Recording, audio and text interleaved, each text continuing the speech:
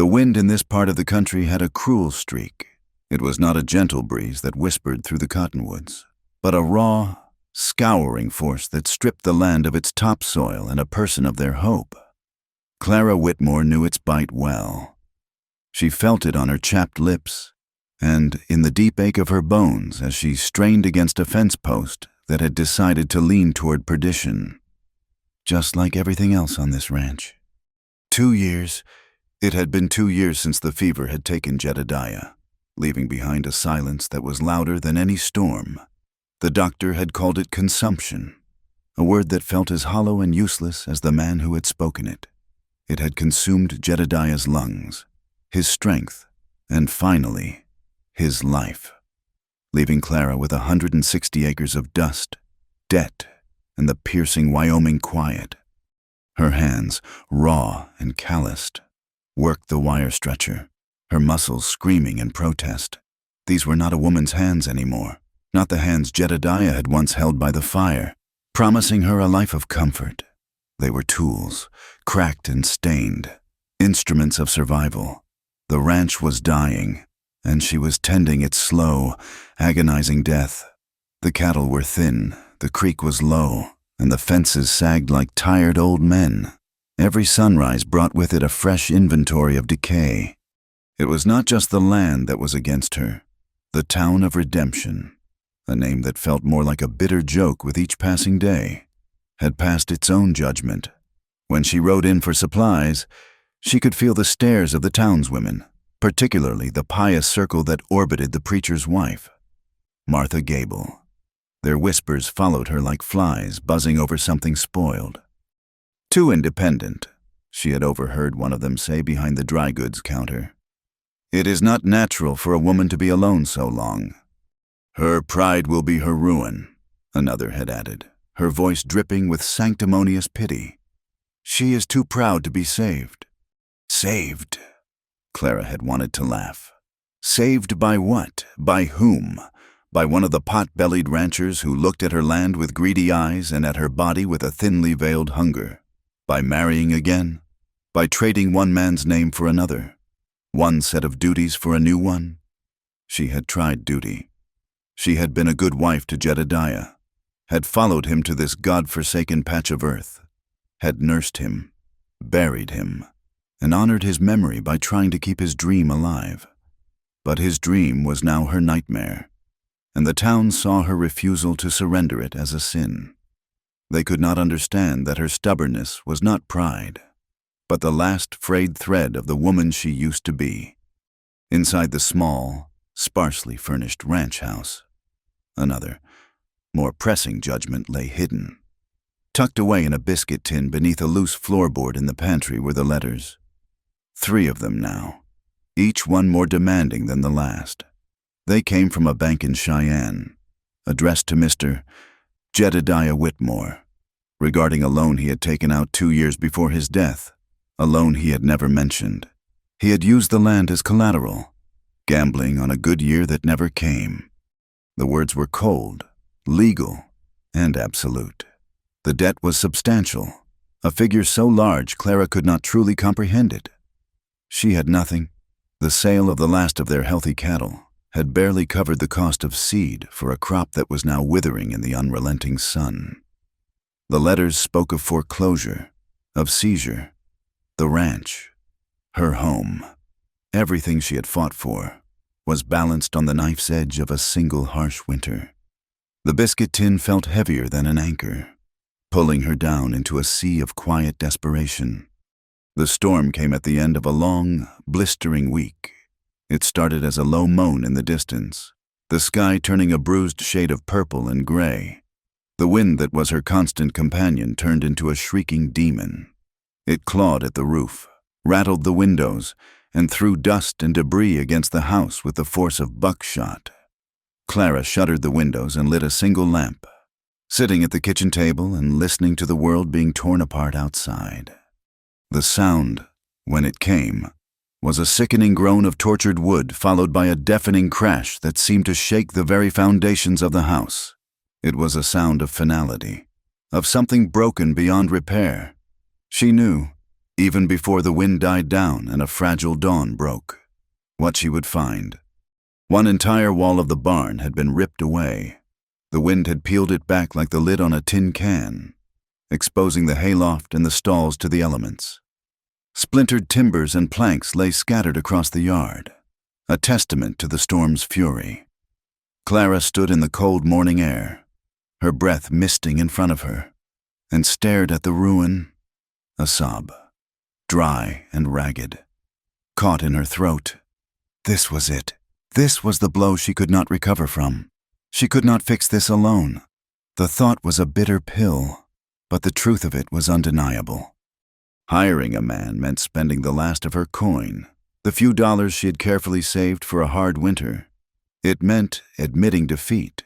It meant letting a stranger into her fiercely guarded solitude. But the alternative was to watch the rest of the barn collapse, to lose what little shelter she had for her remaining livestock and equipment. With a heavy heart, she made her decision. She would ride into redemption. Cole McAllister had arrived in town 3 days prior, and he had done so without fanfare. He rode in on a tired-looking bay, leading a pack mule. He was a tall man, broad in the shoulders, with a stillness about him that was more unsettling than any swagger. He did not speak unless spoken to, and when he did, his voice was a low rumble, as if pulled up from some deep, quiet place. His eyes, the color of a stormy sky, seemed to see everything and reveal nothing.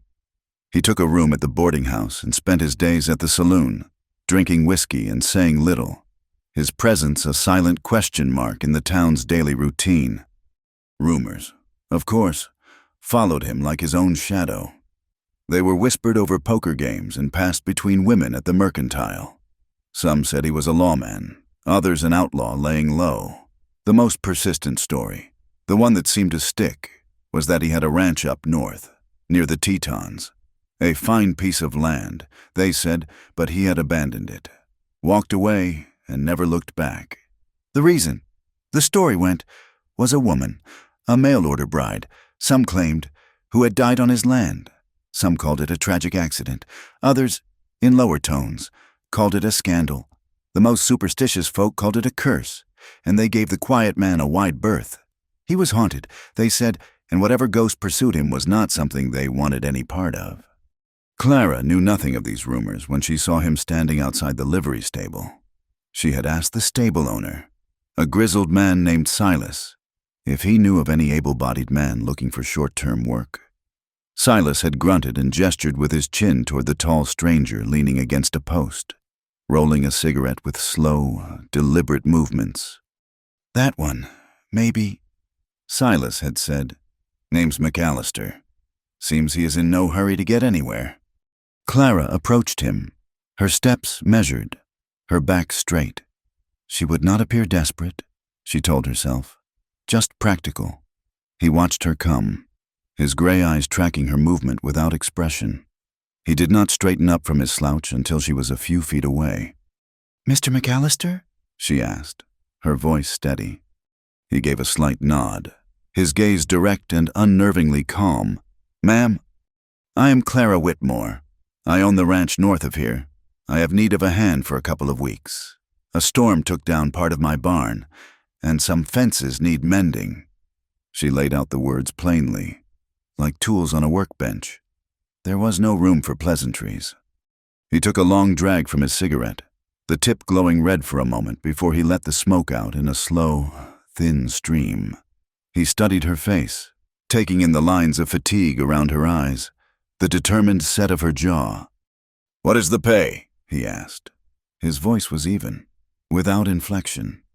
Here was the difficult part. "I cannot offer much in the way of coin," she admitted, hating the words as they left her mouth. "But I can offer room and board, a cot in the tack room, 3 meals a day, for 2 weeks' work." It was a meager offer for the amount of work required, and she expected him to scoff, to turn and walk away. Instead, he was silent for a long moment, his eyes scanning the horizon as if weighing her offer against some unseen scale. She saw something flicker in their depths then, a weariness that seemed to run deeper than simple travel fatigue. It was a profound, settled exhaustion. "All right," he said finally, dropping the cigarette and grinding it into the dust with his boot heel. The single word hung in the air between them. "You can start today," she said, relieved but also wary. "My wagon is over there. You can put your things in the back." He nodded again, turned without another word, and walked toward the boarding house to collect his meager belongings. Clara watched him go, a knot of unease tightening in her stomach. She had hired a ghost, a man with no past and no future, and she was bringing him home. Their first days together were measured in silence. The work was hard and punishing, and it left little time or energy for conversation. They communicated in grunts and gestures. In the shared language of labor, he would point to a beam, and she would bring the rope. She would hold a plank steady, and he would drive the nails home with powerful, efficient blows. He was a good worker, she had to admit. He knew his way around tools and timber, and he worked with a relentless pace that seemed born of a desire to exhaust himself, to leave nothing left at the end of the day but the need for sleep. He did not complain about the simple meals of beans and cornbread, nor about the rough cot in the windowless tack room. He simply worked, ate, and retired to his small room, a closed door against the world. But in the quiet moments, the silence between them grew thick with unspoken things. Clara found herself watching him. She saw the way his broad shoulders strained the fabric of his shirt as he lifted a heavy beam, the corded muscles in his forearms bunching with effort. He moved with a kind of contained power that was both impressive and intimidating. He was a man accustomed to hardship. That much was clear.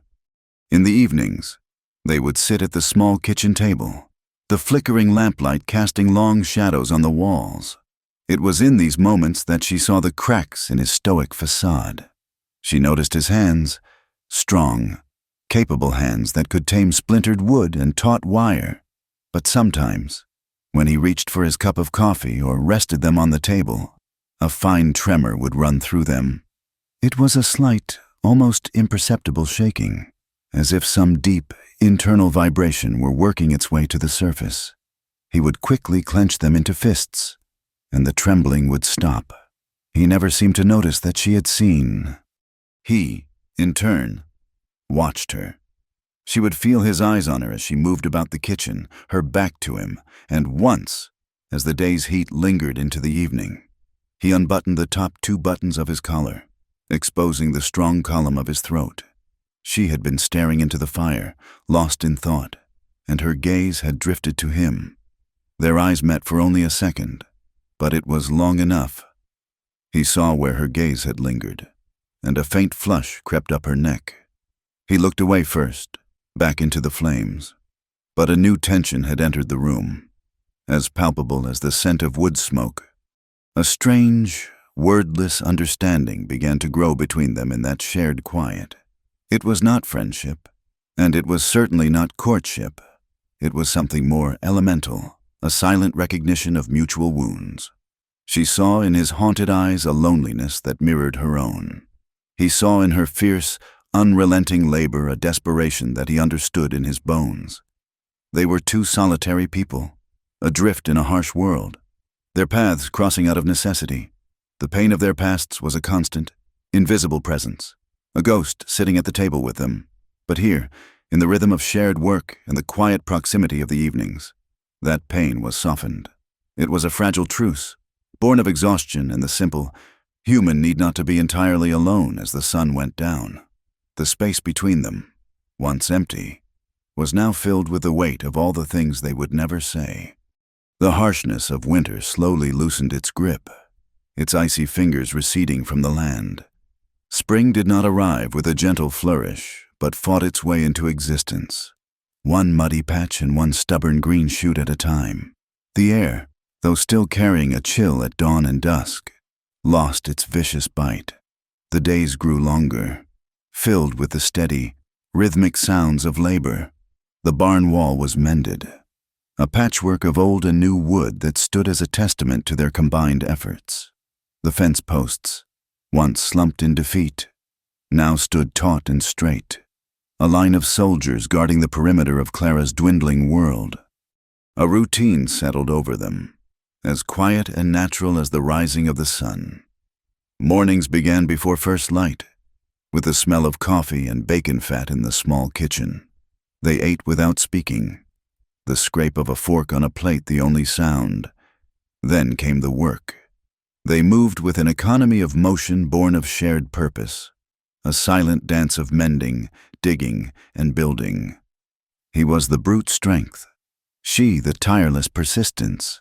He would dig the post holes, his muscles coiling and releasing under his worn shirt, and she would follow behind, tamping the earth and securing the wire.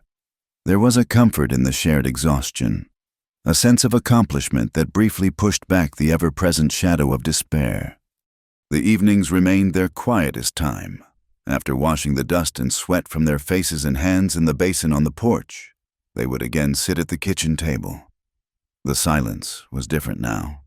It had lost its sharp, wary edge and softened into something more familiar, almost comfortable. It was a silence that held the weight of the day's work, of unspoken thoughts, of two solitary lives running parallel to one another. It was during these quiet hours that Clara's awareness of him sharpened. He was no longer just the hired hand, the silent stranger. He was Cole, a solid, grounding presence in her empty house. She became attuned to the small details of his existence, the way he held his coffee cup with both hands, as if to warm them or to still their trembling, the faint scent of pine and sweat that clung to his clothes, the deep lines etched around his eyes that spoke of sorrows she could only guess at. One evening, after the dishes were cleared, she sat by the small hearth, taking the pins from her hair. It was a simple, unconscious ritual, a way to shed the constraints of the day. The heavy mass of it tumbled down her back, and she began to brush it with long, slow strokes. A log in the fire popped, and in the sudden flare of light, she glanced toward the table where he sat cleaning a piece of tack. He was perfectly still, his hands idle, his gaze fixed on her. It was not a lustful stare, not the kind of look she had grown used to from men in town. It was something quieter, more intense. It was a look of profound, aching loneliness, a look of a man starving for something he could not name. Heat flooded her cheeks, a warmth that had nothing to do with the fire. Her hand faltered for a moment, the brush pausing in midair. When she dared to meet his gaze, his eyes immediately dropped back to the leather in his hands. He scrubbed at a spot with unnecessary force, his jaw tight. The moment was broken, but it left a shimmering tension in the air, a silent acknowledgement that something had shifted between them. After that, she found him watching her more often, and always, when caught, he would look away as if burned. The mail rider came once a week, a lanky youth on a fast horse who brought news and letters from the outside world. Clara usually had nothing for him, and he nothing for her. But on a Tuesday in late May, he reined in his horse and held out a familiar, dreaded envelope. Her heart seized. It was from the bank in Cheyenne. She took it with a hand that felt numb, offering the boy a curt nod of thanks before he spurred his horse and galloped away in a cloud of dust. She stood on the porch for a long time, the envelope feeling like a hot coal in her hand. The official stamp, the crisp penmanship of the address. It all felt like a sentence being handed down. Cole was at the far end of the property, mending the last section of fence, blessedly out of sight. She finally ripped it open, her fingers clumsy. The words were the same, yet harsher, colder. The legalese was sharper, the pleasantries gone. Final notice. Proceedings to begin. Auction. The words swam before her eyes. Autumn. They would take it all in the autumn. She had until the first frost, and then she would have nothing. A wave of nausea and fury washed over her. She crumpled the letter in her fist, the paper crackling in protest. All her work, all her sacrifice, the calloused hands, the aching back, The lonely nights. It was all for nothing. Jedediah's foolish pride, his secret debt, had doomed her from the start. She had been tending a grave, not a ranch.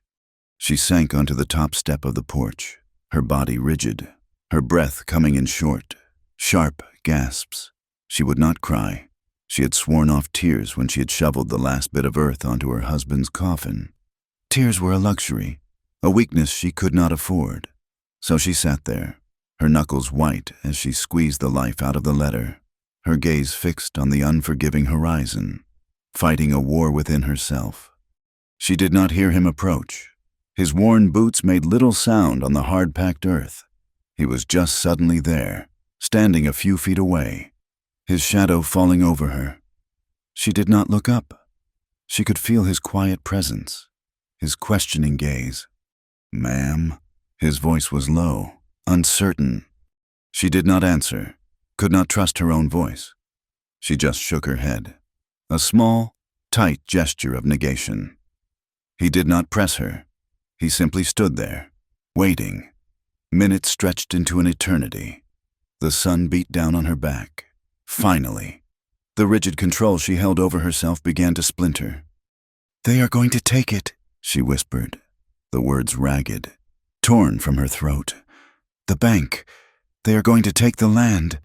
She looked up at him then, her eyes dry but wild with a trapped animal's panic. She saw not pity in his face, but a quiet, somber understanding. He knew this kind of loss. He knew what it was to have the ground crumble beneath your feet. "It was my husband's debt," she continued, the words spilling out now, a partial truth that felt like a betrayal of her own pride. "He borrowed against the ranch. I have until autumn. Unless a miracle saves me, it will be gone by autumn." She expected him to say something, to offer empty words of comfort, or to make his excuses and leave. A foreclosure was a sinking ship, and no sane man would choose to stay aboard. But Cole did not speak. He looked from her face to the vast, empty expanse of the land, his expression unreadable. Then he sat down on the step below her, not touching, but close enough that she could feel the solid warmth of his presence. He did not leave. He just sat with her in her silent, suffocating despair. And in that moment, his silence was more comforting than any words could ever be. That night, the sky broke open. A summer storm, fierce and sudden, rolled in from the west. Rain came down in blinding sheets, turning the yard into a sea of mud. Thunder rattled the windows, and lightning bleached the world white for a heart-stopping second, followed by an immediate, cavernous darkness. A particularly violent gust of wind was followed by the loud, repeated bang of a loose shutter on the barn. It was the one on the new wall, the one they had just built. "It will rip clean off if we leave it," Cole said, his voice a low rumble beneath the roar of the storm. He was already pulling on his boots. "I will come with you," Clara said, not wanting to be left alone in the rattling house.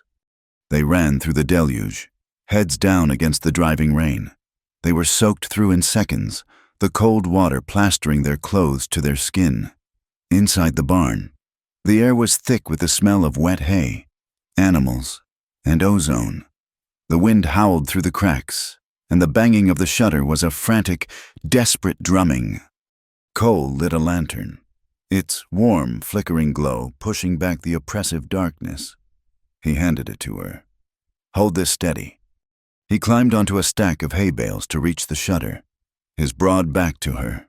He fought against the wind, his muscles straining as he tried to secure the latch. A bolt of lightning struck somewhere nearby, a blinding flash followed by an explosive crack of thunder that seemed to shake the very earth. The lantern in Clara's hand guttered wildly, and she stumbled back with a small cry, her heart hammering against her ribs. Cole jumped down, landing softly beside her. "Are you all right?" he asked, his face close to hers in the dim, unsteady light. She could only nod, breathless. They were standing in a small pocket of golden light, surrounded by a world of roaring chaos. Rain dripped from his hair and ran in rivulets down his face. His shirt was soaked, clinging to the hard planes of his chest. She could see the rapid pulse beating in his throat. All the tension of the day, of the past weeks, of the past 2 lonely years, coalesced in that one charged moment. The barriers she had so carefully constructed around her heart crumbled. In the face of losing everything, pride seemed a small and foolish thing. All that was left was a raw, aching need. A need to feel something other than fear and loss. A need to be held, to be touched, to be anchored to another living soul in the midst of the storm. Slowly, she leaned into him. It was not a calculated move, but an instinct, a gravitational pull. She felt him stiffen, his whole body going rigid. He took a half step back, pulling away from her touch as if she were a flame. The rejection was a sharp, physical blow. She saw the shame in his eyes, the guilt, a flicker of something that looked like fear. His past, his ghosts, were in the space between them. But desperation was a powerful force. It drowned out pride. It ignored fear. In that moment, Clara did not care about his ghosts. She only cared about the solid, living warmth of him. Before he could retreat further, she closed the distance between them, rose up on her toes, and pressed her mouth to his. The kiss was not gentle or tender. It was raw, trembling, and desperate. It tasted of rain and sorrow and a deep, bottomless hunger. It was a collision of 2 solitudes, a frantic, wordless plea. She felt the shock run through him, the moment of resistance before some dam within him broke. His arms came around her, pulling her tight against him, his mouth answering hers with a ferocity that stole her breath. This was not about love. It was about survival. It was a drowning woman clinging to a rock, a starving man devouring a crust of bread. It was all the unspoken words, all the stolen glances, all the repressed longings of the past weeks erupting at once. She pulled back just enough to breathe, her forehead resting against his. The barn was a whirlwind of sound and fury around them, but in their small circle of lantern light, there was only the sound of their ragged breaths. "Don't you dare stop," she whispered, the words a raw, broken command. "Don't you dare stop until I'm yours." It was a plea for oblivion, a demand for possession. She wanted to be claimed, to belong to something, to someone, even for a single night, as her world was being stripped away from her. He did not need another invitation. With a low groan that seemed torn from the depths of his soul, he swept her up into his arms and carried her to the soft, fragrant hay in a dark corner of the loft. They collapsed into each other, a tangle of wet clothes and desperate limbs. It was a storm of their own making, a frenzy of touch and sensation that overwhelmed thought. It was the grief of her widowhood and the terror of her future. It was the guilt of his past and the emptiness of his present. It was 2 broken people trying to piece themselves back together in the dark, using the only tools they had left, their bodies, their mouths, their hands. It was a raw, frantic claiming, a desperate attempt to feel alive in a world that seemed intent on burying them both. Afterward, as the storm outside began to subside, replaced by the gentle drumming of rain on the roof, they lay in the hay, their bodies still entwined. The lantern had burned low, casting a soft, forgiving glow. Clara felt a strange, hollowed-out peace, the calm that follows a devastating release. But the man beside her was lost to her. Cole lay on his back, staring up at the dark, unseen rafters. His arm was still under her, but it felt like a cage of bone, not an embrace. The stillness had returned to him, but it was a different kind of stillness now. It was the dead, heavy calm of regret. His ghosts had returned, and they filled the small space between them. She curled into him, pressing her cheek against his chest, needing to feel the steady beat of his heart, needing the reassurance of his warmth. "Please stay," she whispered into the darkness, the words small and fragile against the immensity of his silence. He did not answer. He just kept staring up at the rafters, a stranger once more, lost in a darkness of his own. The first thing Clara noticed when she woke was the cold. It was a damp, seeping chill that had nothing to do with the pre-dawn air, and everything to do with the empty space beside her in the hay. She opened her eyes to the dim gray light filtering through the cracks in the barn wall. The air was thick with the scent of hay, dust, and the faint, lingering warmth of another body. A ghost of warmth. He was gone. She lay still for a long moment, listening. The only sounds were the soft rustling of the horse in its stall below and the distant call of a mourning dove. There was no sound of a man dressing, no quiet cough, no shuffle of boots on the dirt floor.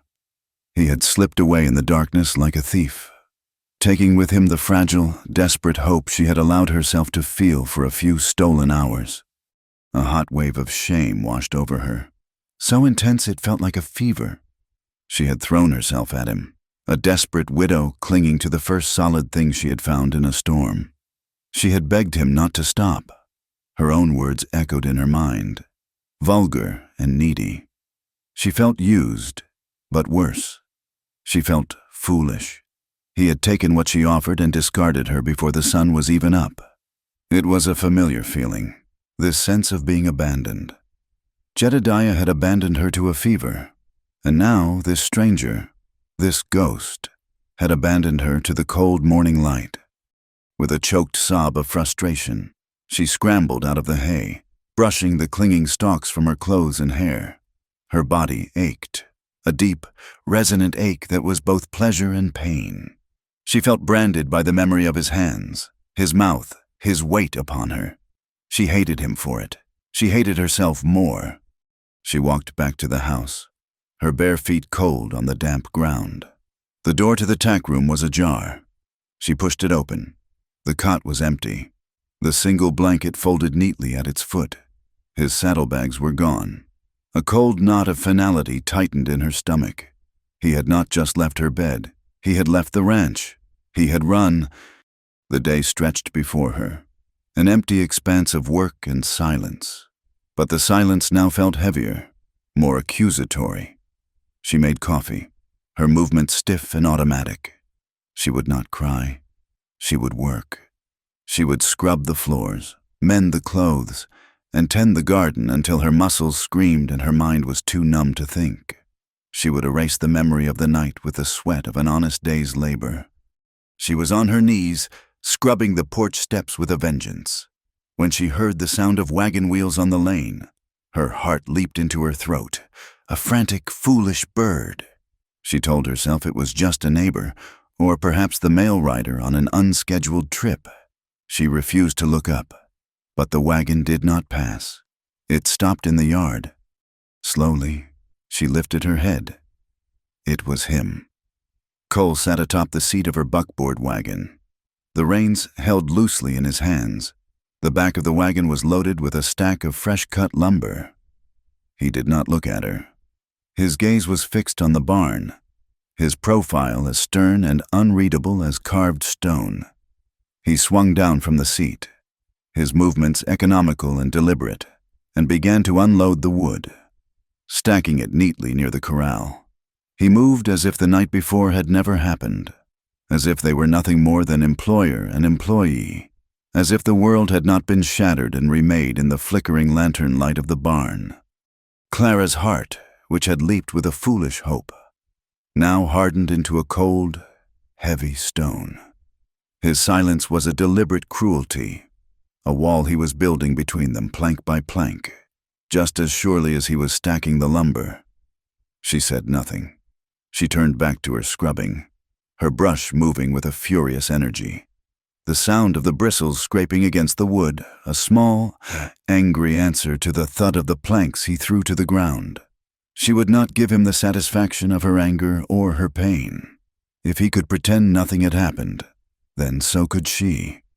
The days that followed were an exercise in mutual avoidance. The silence between them was no longer comfortable or companionable. It was a chasm, wide and deep, and filled with unspoken accusations. They worked on opposite ends of the property. He reinforced the corral while she weeded the vegetable patch. He reshod the horse while she repaired the chicken coop. They were two planets orbiting the same sun, held in place by a shared gravity but never touching. Meals were unbearable. They ate at the kitchen table, the space between them charged with a brittle tension. Clara would focus on her plate, her food tasteless in her mouth. She was acutely aware of his every movement, the way he cut his meat, the sound of his fork against the tin plate, the rhythm of his breathing. It was an intimacy that felt like a violation. She could feel his eyes on her sometimes, but she refused to look up, refused to acknowledge his presence beyond what was absolutely necessary. The town, however, was not silent.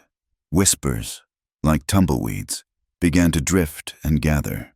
Her nearest neighbor, Josiah Miller, a man whose property bordered hers to the east, had been out hunting a stray calf early one morning and had seen Cole at the water pump in her yard, stripped to the waist, splashing cold water on his face and chest. It was an innocent enough sight, a man washing after a night's sleep, but in the fertile soil of small-town gossip, it was a seed. By the time Clara rode into Redemption for flour and salt the following week, the seed had sprouted. She felt the change immediately. The stares were no longer just curious or pitying. They were knowing, speculative. The women clustered together outside the mercantile fell silent as she passed, their eyes following her with a mixture of censure and salacious interest. Martha Gable, the preacher's wife, gave her a look of such profound disappointment that it was almost comical. Word had spread. The widow Whitmore, too proud to be saved by an honest marriage, had taken a man into her home, a stranger, a drifter with a dark past. The whispers were no longer about her independence. They were about her morals. They had stripped her of her grief and her struggle and recast her as a fallen woman. The injustice of it burned in her throat like bile. She had spent 2 years fighting for her dignity, for her survival, and they had erased it all with a single, sordid assumption. The anger simmered in her for 2 days, a low, constant heat. It was an anger directed at the town, at her dead husband, at herself, but most of it, the hottest and sharpest part, was reserved for Cole McAllister. His silence had left her undefended, exposed to the cruel imaginations of her neighbors. She finally broke.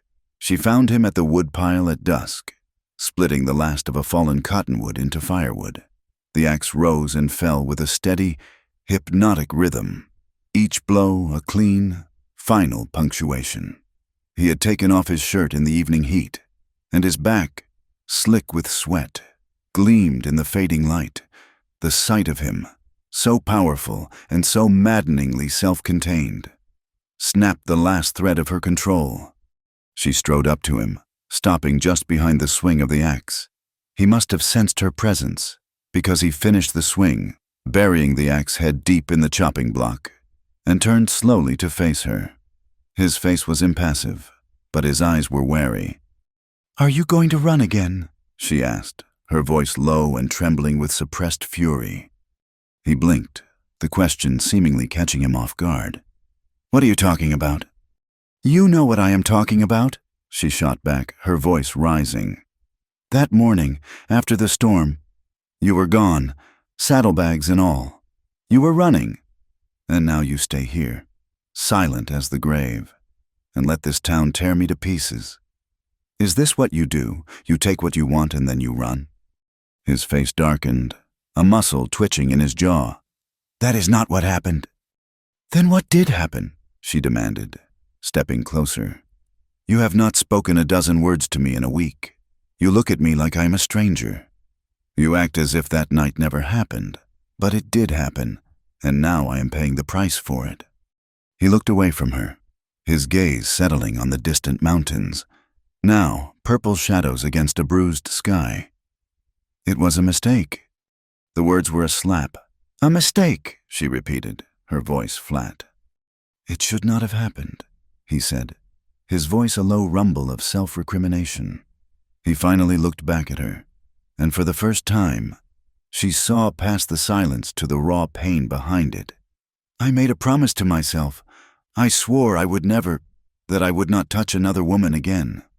Clara stared at him, confused. "What are you talking about? A promise? To whom?" He was quiet for a long time, the silence stretching until she thought he would not answer. Then the words began to come, dragged from some deep, dark place inside him. "There was a woman," he said, his voice rough, "on my ranch, up north. Her name was Eleanor." He told her the story in blunt, unadorned sentences, his eyes fixed on some point in the past. Eleanor had been a mail-order bride, an arrangement of practicality, not passion, a woman from back east, a preacher's daughter who had never seen a mountain or known a day of true hardship. He had thought he could give her a good life, a home. He had thought duty would be enough.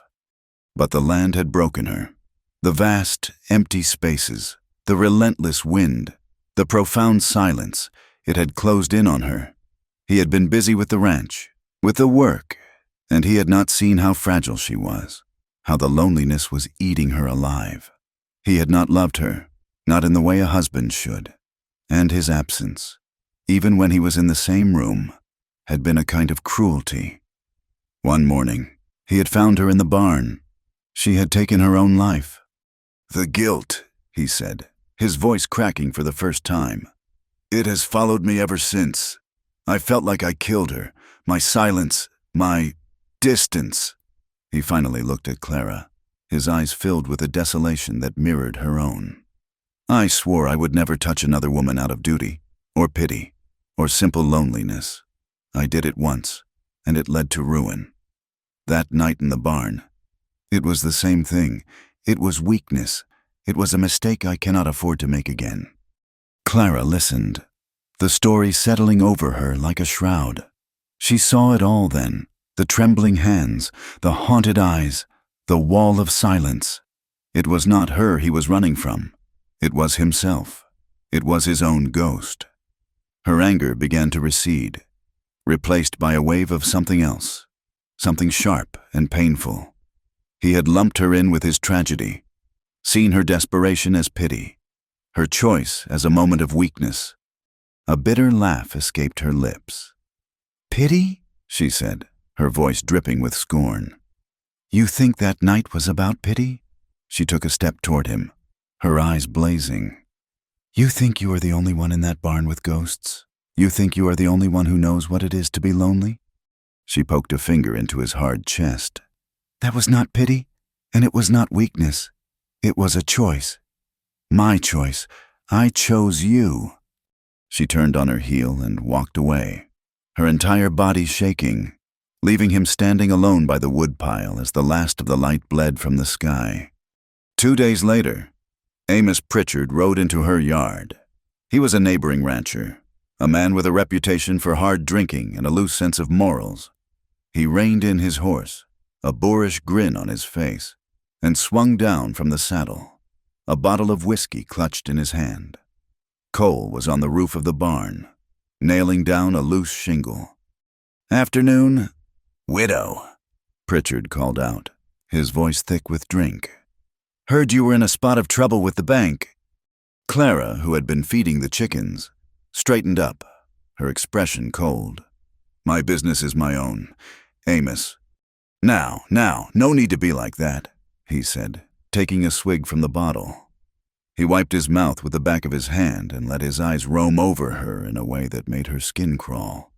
"Word is, you have taken on some help." He gestured with the bottle toward the barn. "A man has needs. A woman, too. I understand that. A woman alone gets lonely." "If you have business here, state it," Clara said, her voice like ice. "Otherwise, you can leave." "Oh, I have business," he chuckled. "I am here to make you an offer. I will buy this land. Not for what it is worth, mind you, but for enough to see you settled somewhere else. Pennies on the dollar. You are in no position to bargain, and a woman in your situation should be grateful for any offer." The insinuation was clear. He assumed she had fallen so low that she was selling her body along with her land. Clara felt the blood drain from her face. Before she could speak, there was a thud from above. Cole had dropped from the edge of the barn roof, landing as silently as a cat. He walked toward Pritchard, his face a mask of cold fury. "You heard the lady?" Cole said, his voice dangerously quiet. "Leave!" Pritchard, emboldened by whiskey, scoffed. "And who are you to be giving orders? The new stud in the stable?" Cole did not say another word. He moved with a speed that was startling. His fist shot out, connecting with Pritchard's jaw with a sickening crack.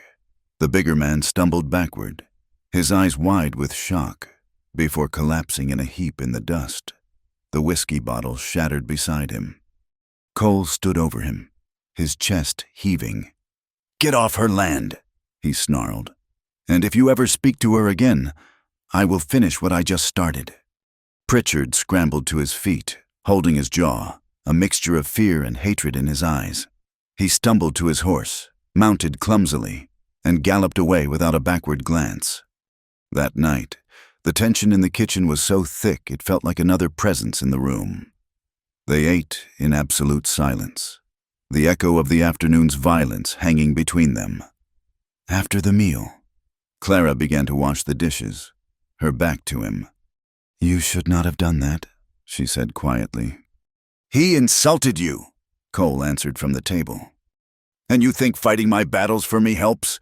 Now the whole county will be convinced I am your whore." The word, ugly and sharp, hung in the air.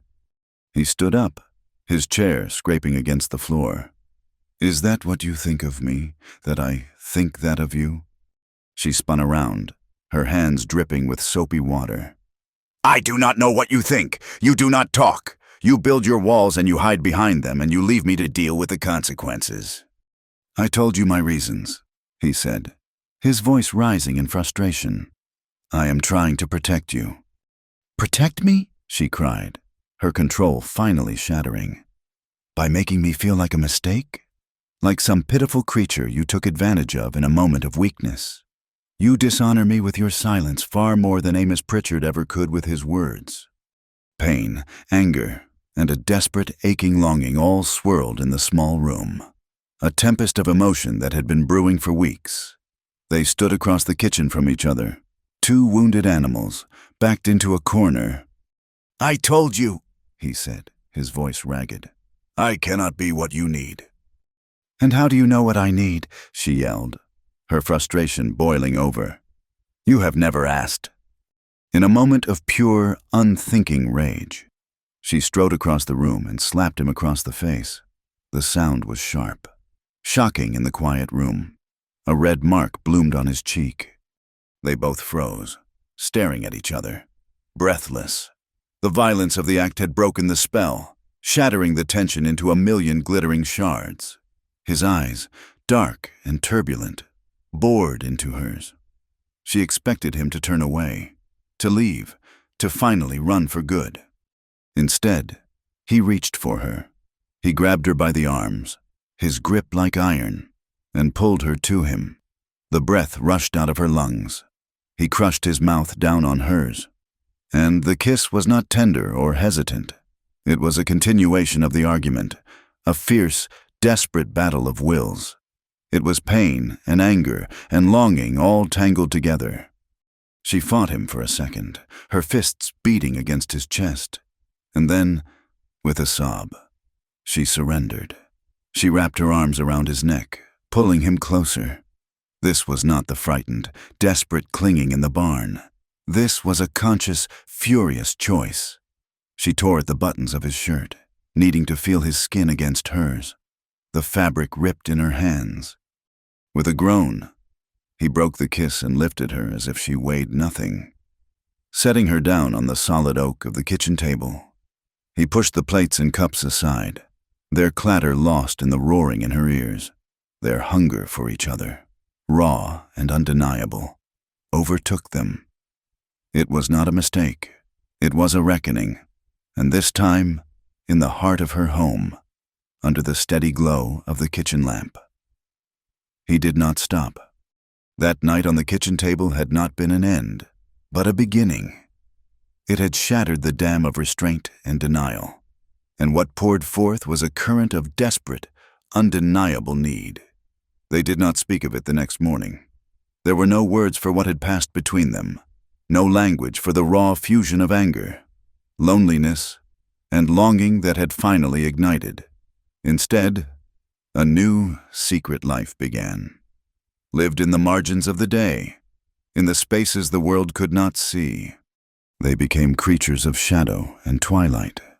The days remained a careful choreography of distance. He would be in the fields, and she in the house. They would pass in the yard with a nod that was too stiff, a glance that was too brief. An observer would see nothing more than a widow and her hired hand. But as the sun began to bleed its color into the western sky, a silent signal would pass between them, a shared look across the corral, a slight, almost imperceptible nod of the head. That was all it took. Their trysts were brief, stolen, and charged with a frantic urgency. They would meet behind the barn, in the deep shadows thrown by the setting sun, their bodies pressing together in the fragrant darkness. Kisses were not gentle, but hard and searching, a desperate reaffirmation that the other was real, that this was not a dream. They would meet at the creek that bordered her property, a thin ribbon of life in the parched land, under the tentative light of a rising moon, with the chirping of crickets as their only witness. They would shed their clothes and sink into the cool, dark water. There, the harsh realities of their lives seemed to wash away. In the water, they were just a man and a woman, their skins slick against each other, their whispers lost in the sound of the current. It was a baptism and a sin all at once, a cleansing that left them feeling more beautifully stained than before. In these moments, he was not the silent, haunted stranger.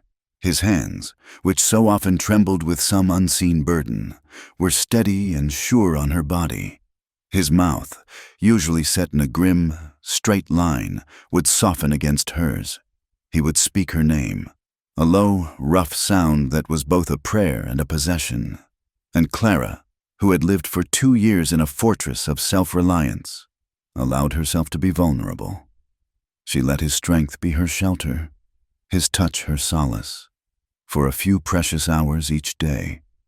She was not just a survivor, she was a woman, alive and desired.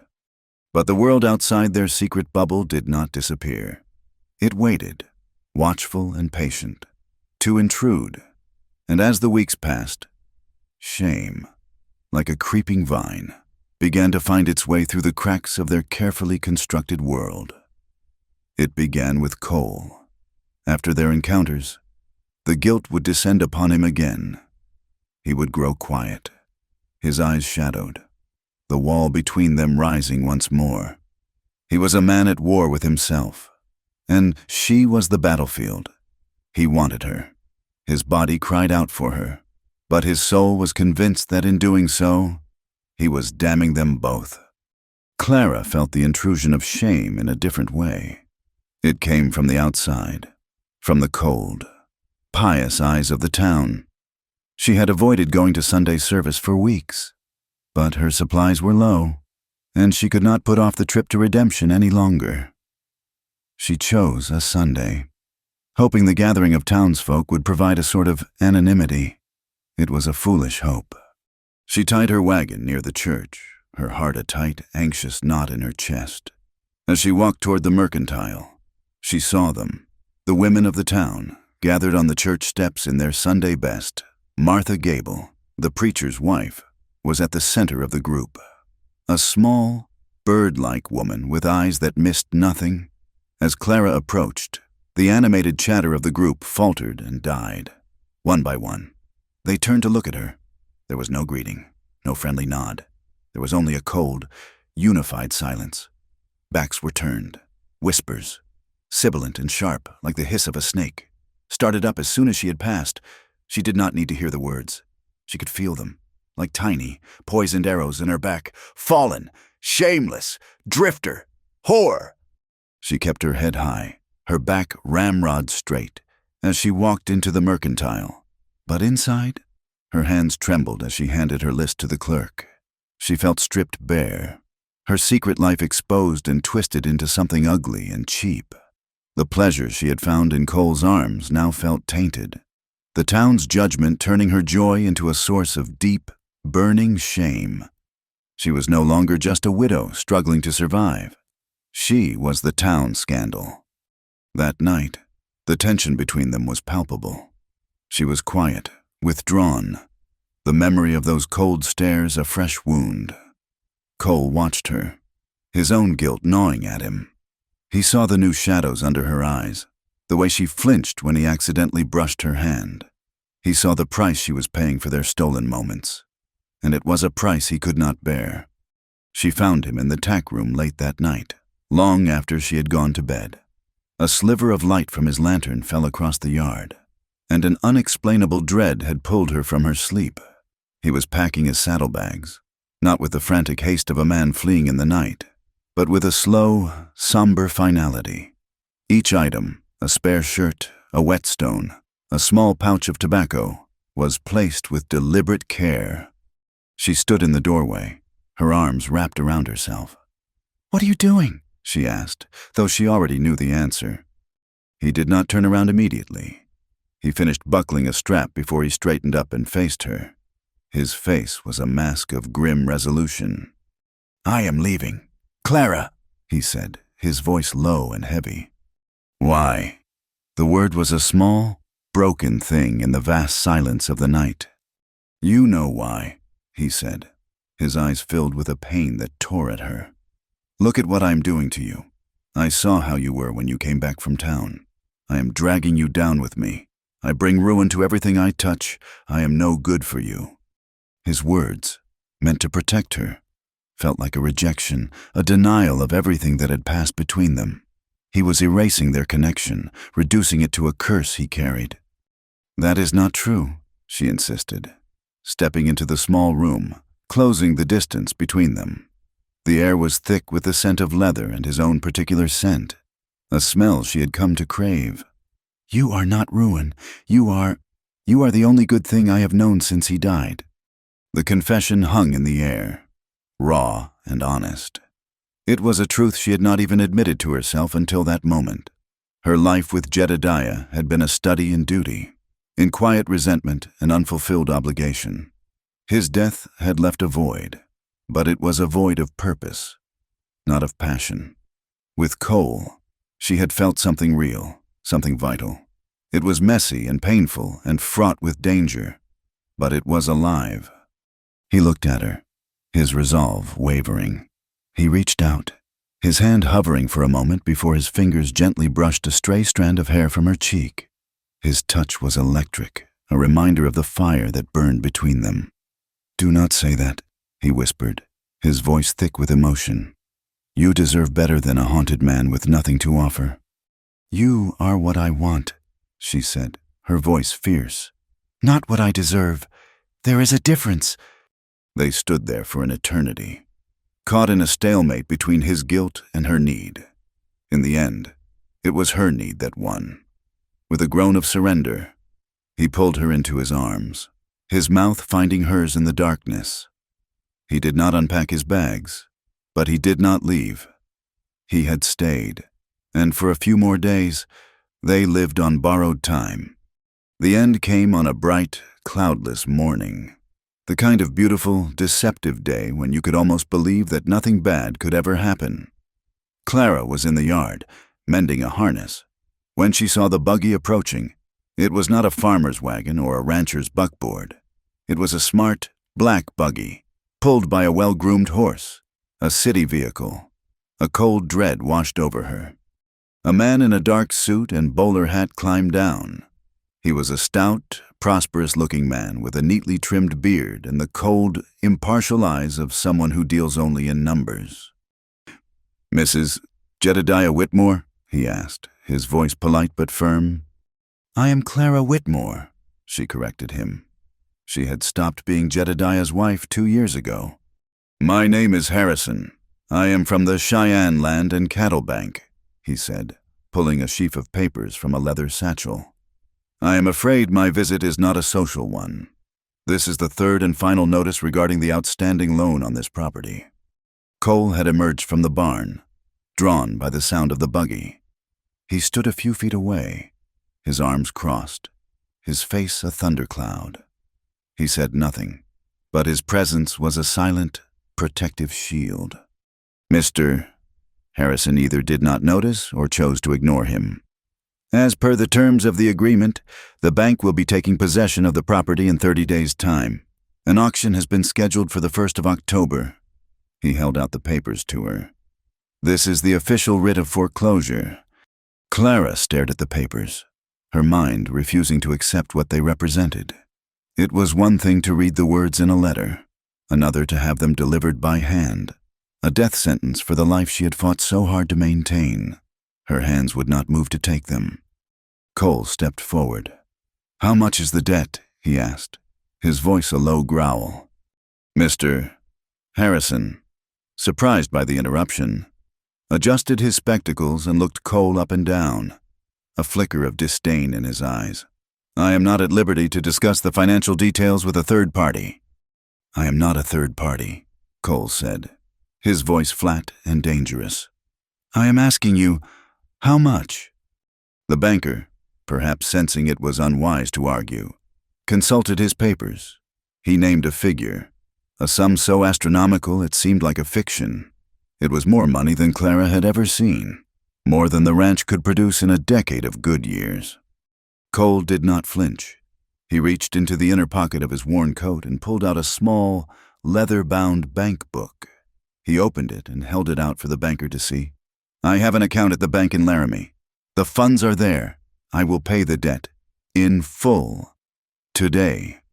Clara stared at him, stunned into silence. The banker's eyebrows shot up in surprise. He took the book, scrutinized it, and a look of grudging respect entered his eyes. "Well, this is highly irregular. But, yes, the funds would certainly cover the debt and all associated fees." He looked at Clara, a smug little smile on his face. "Well, Mrs. Whitmore, it seems you have found yourself a benefactor. You are a very lucky woman." The word benefactor landed like a whip. Lucky. He saw a rich man saving a poor, helpless woman. And in that moment, all the whispers of the town, all the shame and humiliation, all her fierce, desperate pride, rose up in her like a tide of poison. She saw in a flash how it would look. The drifter she had taken into her home was now paying her debts. It confirmed every ugly rumor, every sordid assumption. It would make her a kept woman, a whore bought and paid for. "No," she said, her voice quiet but shaking with a sudden, violent rage. Both men turned to look at her. "No," she repeated, louder this time, her eyes blazing at Cole. "I will not take your money." Cole's face, which had been set in a look of grim determination, now registered shock. "Clara, this is not the time for pride." "Not the time?" she cried, a wild, bitter laugh escaping her lips. "My pride is all I have left. It is the only thing they have not managed to take from me." She turned her fury on the banker. "You can take your papers and your foreclosure, and you can leave." Then she rounded on Cole, her voice dropping to a low, venomous whisper. "And I will not be saved. Not by you. Not by anyone. I will not be saved like some whore bought and paid for." The word hung in the air between them, ugly and final. She saw the shock in Cole's eyes turn into a deep, profound hurt. He had offered her a lifeline, the only way he knew how to save her, and she had thrown it back in his face, wrapped in the ugliest insult she could conjure. His face hardened, the warmth and vulnerability she had glimpsed in their secret moments vanishing, replaced by a cold, impenetrable mask.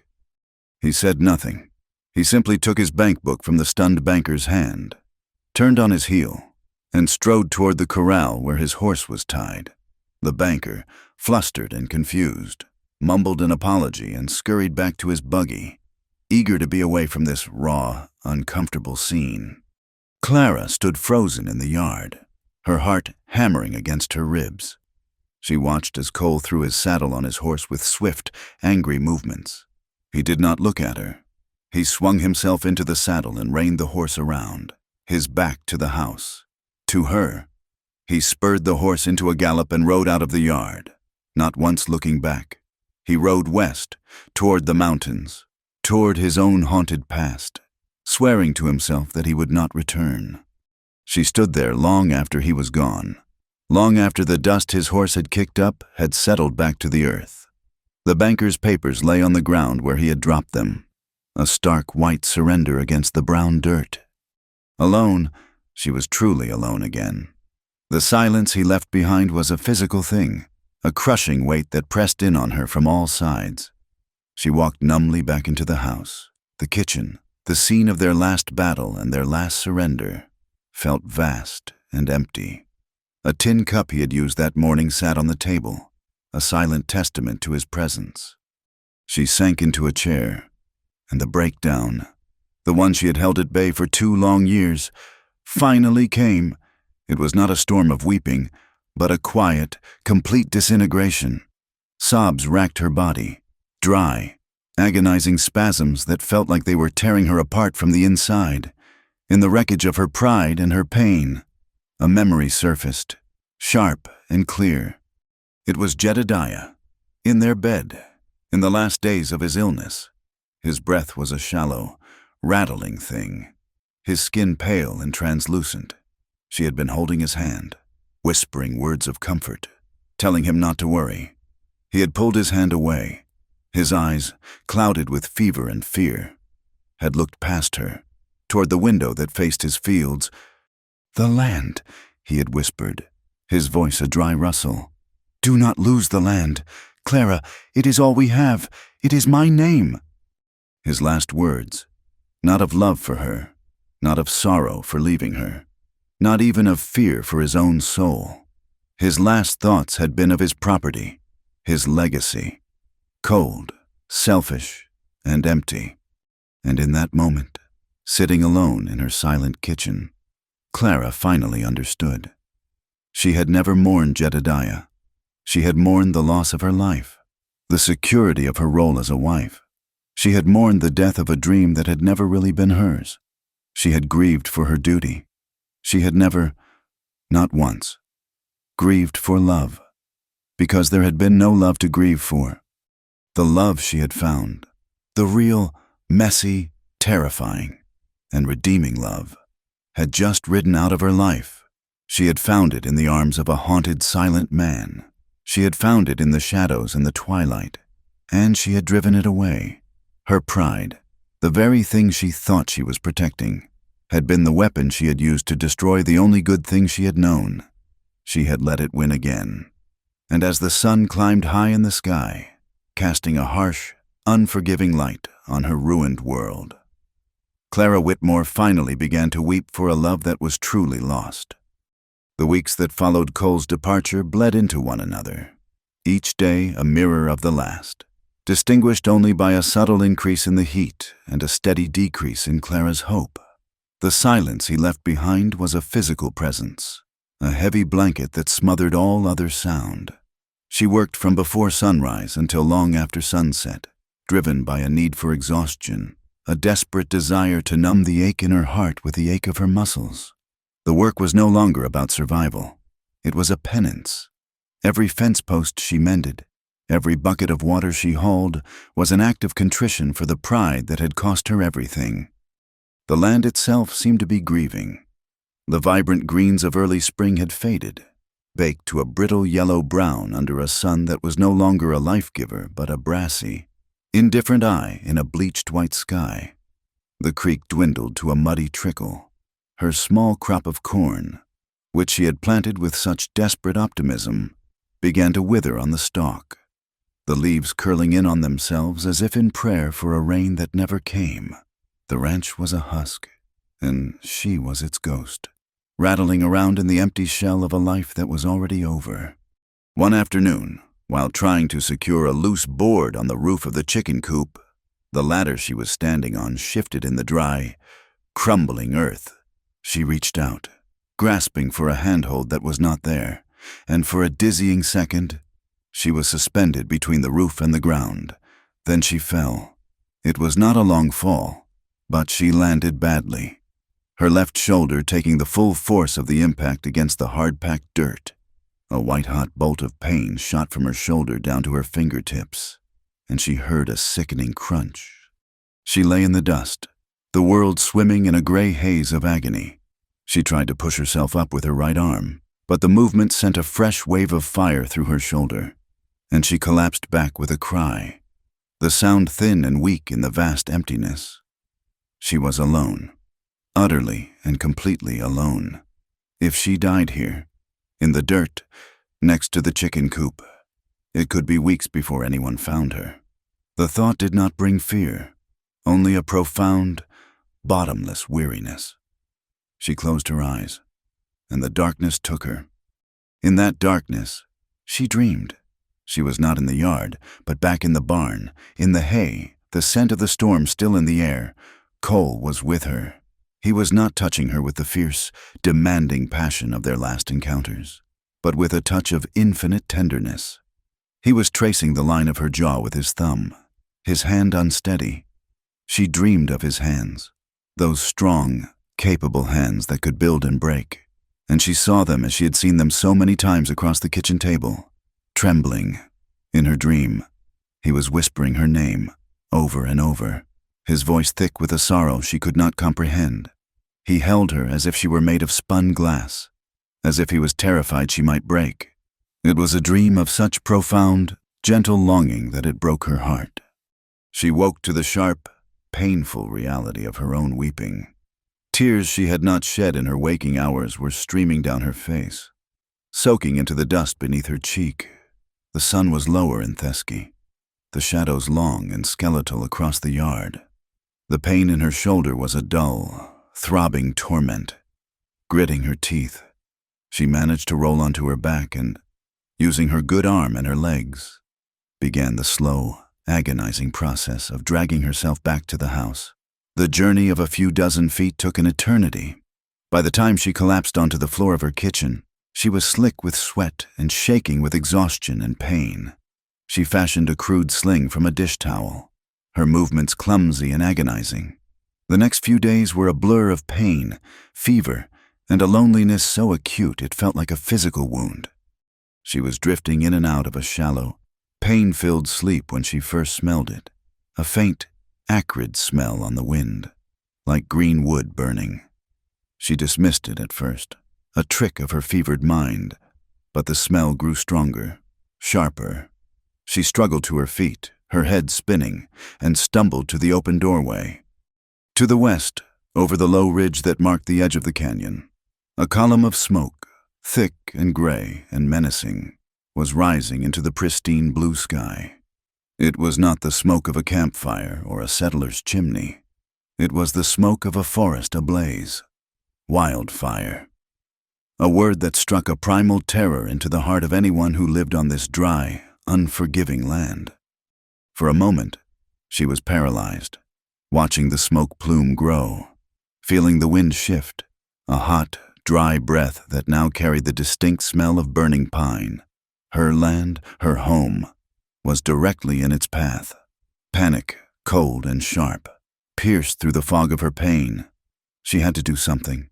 She had to create a firebreak. With her good arm, she grabbed burlap sacks and soaked them in the horse trough, the water now frighteningly low. She dragged the heavy, dripping sacks toward the western edge of her property, a pathetic defense against the coming inferno. The heat was growing, the air shimmering. The sky was no longer blue, but a sickly, orange-tinged gray.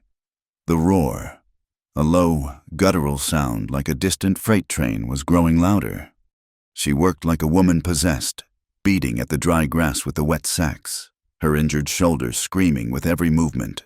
Smoke, thick and choking, billowed over the ridge. It stung her eyes and clawed at her throat, making her gasp and cough.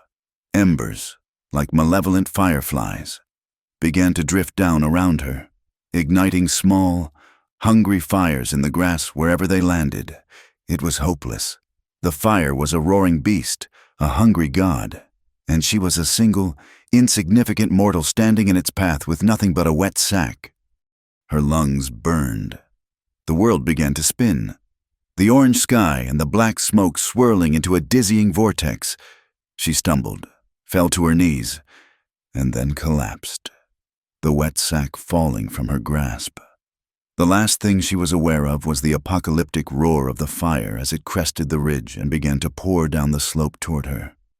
Cole had ridden for 3 weeks, aimless and angry. He had pushed himself and his horse, trying to outrun the memory of her face, the echo of her words. He had made it back to his abandoned ranch, a place of ghosts and regret, and had found no peace there. The silence of his own empty house was worse than the silence at hers, because it held no memory of warmth, no echo of a whispered plea. He had told himself he was done. He would sell the place, ride east, and never look back. But he had left one thing behind at her ranch, a small thing, but one that held a symbolic weight. His old saddle, the one his father had given him, was still in her barn. He had left it there when he had bought a new one in Laramie. It was a flimsy excuse. He knew, a transparent reason to go back, but it was the only one his pride would allow. He was a half-day's ride away when he saw the smoke. He knew instantly what it was. He had seen its destructive power before. His heart seized with a cold, terrifying certainty. He did not think. He dug his heels into his horse's flanks, urging the animal into a desperate, lung-bursting gallop. The saddle, his excuse for returning, was forgotten. All that mattered was the column of smoke and the woman who lived beneath it. He rode into a vision of hell. The fire had already swept across the western pasture, leaving behind a blackened, smoking wasteland. It was advancing on the house and barn, a solid wall of orange flame that devoured everything in its path. He abandoned his horse and ran, his eyes scanning the burning fields, screaming her name, his voice lost in the roar. He found her near the edge of the inferno, a crumpled heap of calico and ash, not 50 yards from where the flames were raging. He thought she was dead. A sound, a raw, guttural cry of pure anguish, was torn from his throat. He fell to his knees beside her and turned her over. Her face was smudged with soot, her hair singed, her dress torn and scorched. But she was breathing, a shallow, ragged gasp. He scooped her up into his arms. She was terrifyingly light. He ran, heedless of the embers that stung his skin and the smoke that seared his lungs. He carried her away from the fire, away from the destruction. His own pain and exhaustion forgotten, replaced by a fear so profound it threatened to unmake him. He laid her down in the relative safety of the creek bed. The water, a cool relief on his own scorched skin. He looked at her, so still and pale, and then at the ranch, his home, her dream, being consumed by the flames, and for the first time in years, since the day he had found Eleanor in his own barn, Cole McAllister broke down and cried. The sobs were not loud or dramatic, but silent, violent convulsions of his body, the tears tracking clean paths through the soot on his face. It was the sound of a man who had held back the ocean with his bare hands and had finally been broken by the tide. Clara drifted in and out of consciousness for a long time. Her world was a confusing fog of pain, smoke, and disconnected images. She was aware of cool water on her face, of being lifted, of the gentle rocking of a horse. She was aware of a voice, low and rough, whispering her name, over and over. When she finally woke, it was to silence, a deep, profound quiet that was different from the loneliness she had known. She was in her own bed. The room was dark, the windows covered by blankets. A single lamp burned on the bedside table, casting a soft, golden glow. The air smelled of wood smoke. Yes, but also of salve and clean linen. She tried to sit up, but a sharp pain in her shoulder and a wave of dizziness pushed her back down against the pillows. She felt weak, as if all the strength had been drained from her bones. She turned her head. He was there, asleep in the chair beside her bed. His head was slumped forward onto his chest, his face etched with lines of exhaustion she had never seen before. A several days' growth of beard shadowed his jaw. He was fully dressed, but his clothes were smudged with soot. his hands bandaged in several places. He had not left her side. He was a sentinel, a guardian, watching over her in her darkness. The memory of the fire, of her collapse, came rushing back. The ranch, the barn, the crops, it was all gone. She had nothing left. The foreclosure, the bank, none of it mattered anymore. There was nothing left to take. She had lost everything. A single tear escaped her eye and tracked down her temple into her hair. The small movement, or perhaps some sixth sense, stirred him. Cole's head jerked up, his eyes blinking in the lamplight. Instantly alert, when he saw that she was awake, a look of such profound relief washed over his face that it took her breath away. "Clara," he whispered, his voice hoarse from sleep and disuse. He leaned forward, his bandaged hand reaching out, not to touch her, but just to hover near her face, as if to reassure himself that she was real. "It is all gone, is it not?" she asked, her voice a dry, scratchy whisper. He did not need to ask what she meant. He simply nodded, his eyes full of a shared sorrow. "Yes," he said softly, "it is all gone." She closed her eyes, absorbing the finality of it. She had fought so hard, for so long, for a piece of land that was never truly hers, for a life that was built on a foundation of duty and debt. And now, the fire had burned it all away, leaving her scoured, empty, and strangely free. All her pride, all her stubborn independence, had been reduced to ash. There was nothing left to protect, nothing left to hide behind. There was only the raw, undeniable truth of what she felt. She opened her eyes and looked at him, the man who had run from her, and who had run back through fire to save her, the man who had stayed. "Cole," she said, her voice breaking. "I have nothing, no home, no land, no name worth anything." The tears began to flow freely now, tears of loss, of pain, but also of a strange, terrifying clarity. "I have nothing left to give, nothing left to offer." She reached out with her good hand, her fingers finding his. His skin was rough, calloused, but his touch was gentle as he laced his fingers through hers. "If I have nothing left," she begged him, her voice a broken whisper, her pride a heap of smoldering embers at her feet. "Please, let me belong to someone who chose me." He stared at her, his throat working. He brought her hand to his lips and pressed a kiss into her palm, a gesture of such reverence it felt like a vow. He rose from the chair and sat on the edge of the bed, his weight a solid, comforting presence.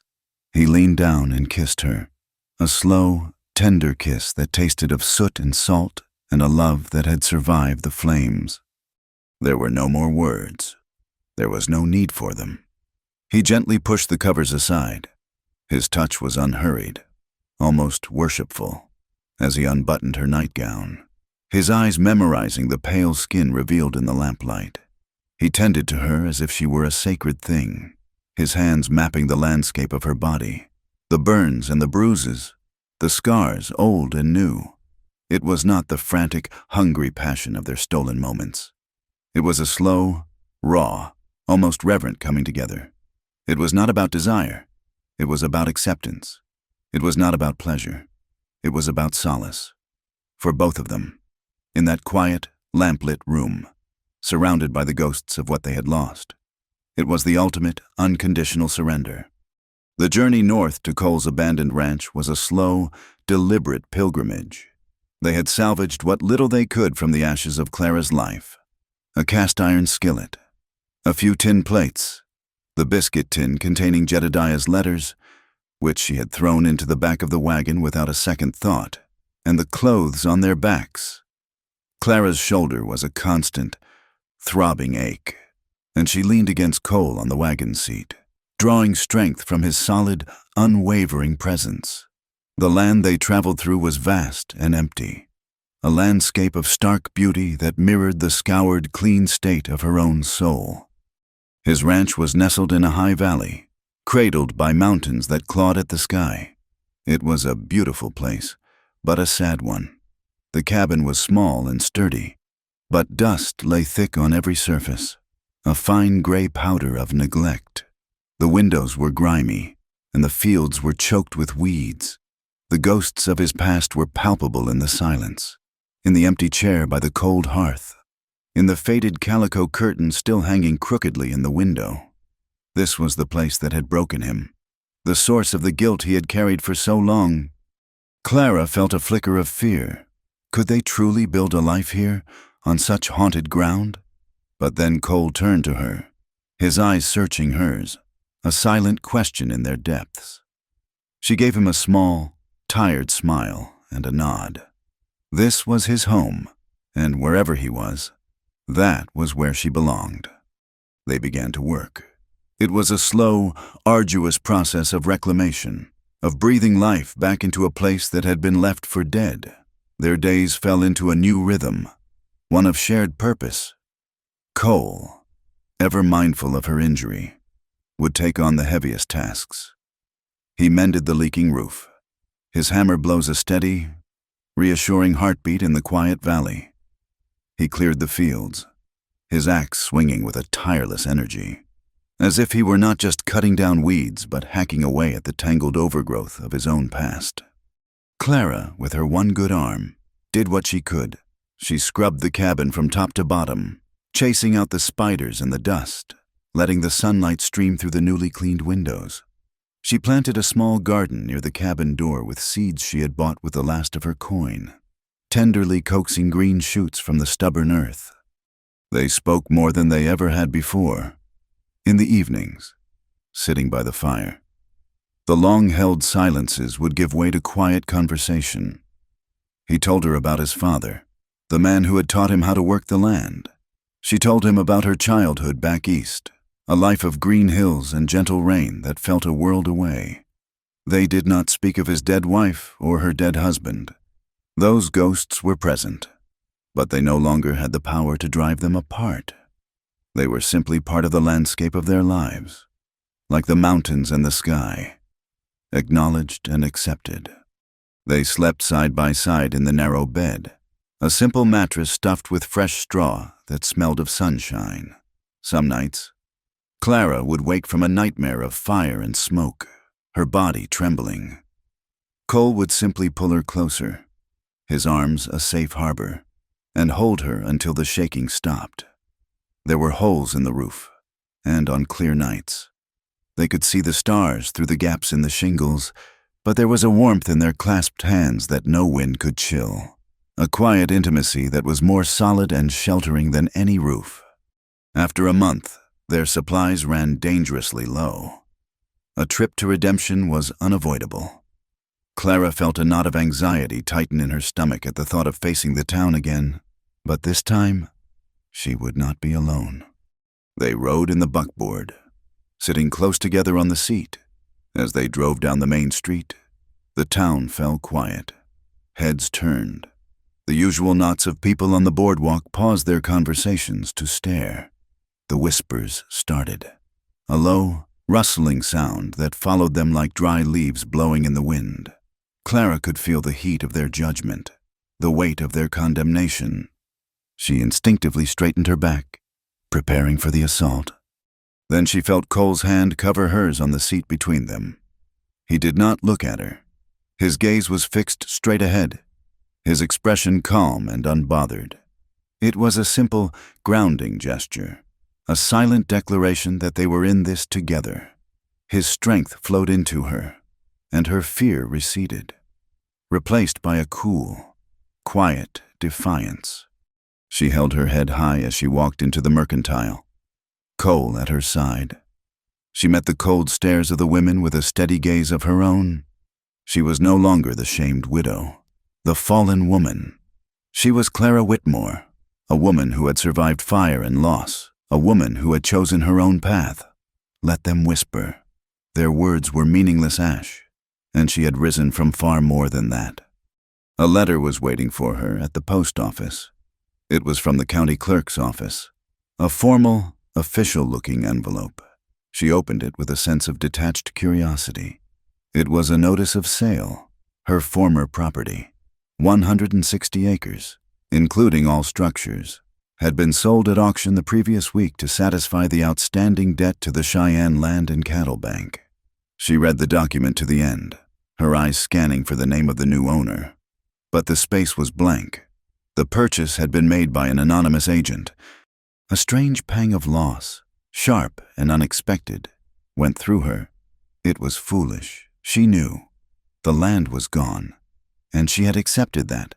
But the thought of some stranger, some faceless opportunist, walking the fields she had bled for, living in a new house built on the ashes of her own, was a bitter pill. That evening, as they sat outside the cabin watching the stars begin to prick the deep velvet of the sky, she mentioned the letter. "The land was sold," she said, her voice carefully neutral, "to an anonymous buyer." Cole was quiet for a long time, his profile unreadable in the gathering dark. "It was not anonymous," he said finally, his voice low. She turned to look at him. "What do you mean?" He would not meet her eyes. He stared out at the dark shape of the mountains. "I bought it. Clara." She stared at him, uncomprehending. "You? But why?" "Because it was yours," he said, his voice rough with an emotion he could not hide. "Because of what your husband said. It was his name, but it was your life. It was your sweat and your tears that went into that ground. I could not stand the thought of anyone else having it." He finally turned to look at her, his eyes dark with an old pain. "I will never ask you to go back there.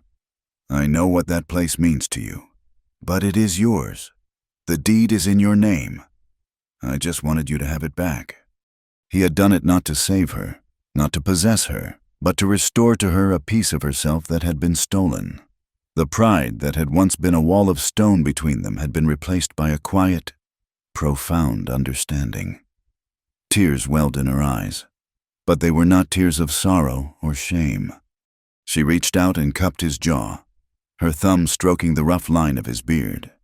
She leaned in and kissed him, a slow, deep kiss that held all the words she could not say. When she pulled back, she rested her forehead against his. "You are my land now," she whispered. "You are my home." A subtle shift had begun in the town. Perhaps it was the sight of them together, so clearly devoted to one another. Perhaps it was the slow fading of a scandal in the face of a new, quiet reality. One of her neighbors, a kind-faced woman named Sarah Miller, whose children were growing wild and untutored, approached her outside the mercantile one day. "Clara," she said, her voice hesitant but warm, "I know it is a lot to ask, but my boys, they cannot read a word. And I hear you are a learned woman. I would pay you, of course, for your time, to teach them their letters." The offer was a small thing, but it felt momentous. The town was beginning to see her again, not as the widow, not as the scandal, but as a person with value, with something to offer. For the first time in years, she felt a sense of belonging, a fragile root taking hold in a community she had long felt was hostile ground. One evening, in the late summer, Cole led her to a small, fallow plot of land behind the cabin that he had just finished clearing and tilling. The earth was dark and rich, smelling of promise. "I have been thinking," he said, his usual reticence making the words seem all the more significant. He reached into his pocket, but it was not a ring he pulled out. It was a comb, carved from a piece of smooth, pale birchwood. It was intricately detailed, with two small, intertwined figures at its crest. He had made it himself, in secret, during the quiet hours after she had gone to sleep. He held it out to her, his hand trembling slightly. "This is all I have," he said, his voice thick. "A piece of earth we can build on together, and a promise to always see the beauty in you." He looked from the plot of land to the comb in his hand. "Clara Whitmore, I am asking you to be my wife." She took the comb, her fingers tracing the smooth, carved lines. It was the most beautiful thing she had ever seen. She looked at him, this quiet, haunted man who had walked through fire for her, who had rebuilt his world and hers alongside it, and her heart felt so full it might burst.